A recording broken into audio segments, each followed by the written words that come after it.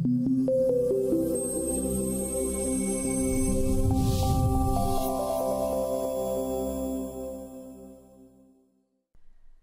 cette vidéo, nous allons voir comment afficher et modifier les paramètres généraux d'un escalier. Mettons-nous sur la vue en plan à gauche. Si je clique par exemple ici sur la ligne extérieure du limon de la volée 2, je peux voir les dimensions s'afficher dans la fenêtre des propriétés à droite. Idem si je clique sur la marche palière, ici, je vois la longueur totale de la volée.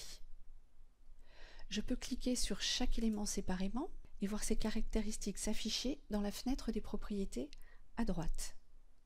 Donc je peux cliquer ici par exemple sur la rampe, sur le limon, sur le poteau, sur chaque marche séparément et je vois ici à droite les propriétés de chaque élément s'afficher. En cliquant à l'extérieur de l'escalier, ce sont les propriétés générales de l'escalier qui s'affichent. On voit notamment le nombre de marches. Celui-ci a été calculé et optimisé automatiquement à partir des dimensions définies à la conception de notre escalier. On voit également s'afficher les 3 paramètres de la règle de Blondel pour vérifier la conformité de l'escalier aux normes de confort. Ils ont été calculés automatiquement par le programme.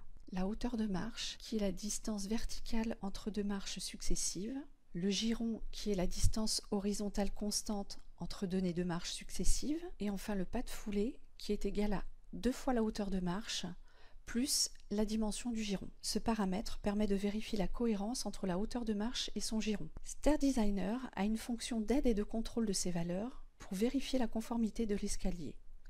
En cliquant dans la barre de menu sur Outils, puis Valeurs de contrôle, une fenêtre apparaît avec pour chacun de ces paramètres une valeur minimale et une valeur maximale correspondant aux normes de sécurité instaurées.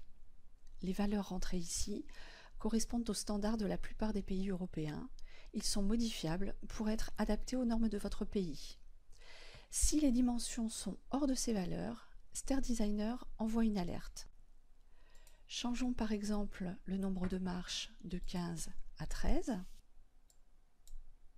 La hauteur de marche et le pas de foulée apparaissent en rouge et dépassent les valeurs standards. Si je mets ma souris ici, je vois qu'on m'indique les valeurs minimales et maximales dans lesquelles cette dimension devrait s'inscrire. Idem pour le pas de foulée. Si je rentre 18 marches, les 3 paramètres apparaissent en rouge et sont inférieurs aux valeurs standards. Mes marches vont être trop étroites et rapprochées et ne respectent pas le pas de foulée. Mon escalier n'est pas aux normes, il est dangereux et ne permet pas un déplacement en sécurité. Revenons à nos 15 marches qui avaient été calculées automatiquement par StairDesigner. La fonction d'aide et de contrôle de StairDesigner permet de gagner ainsi un temps de calcul précieux pour vérifier la conformité de notre escalier aux normes de sécurité en vigueur. Merci d'avoir regardé cette vidéo.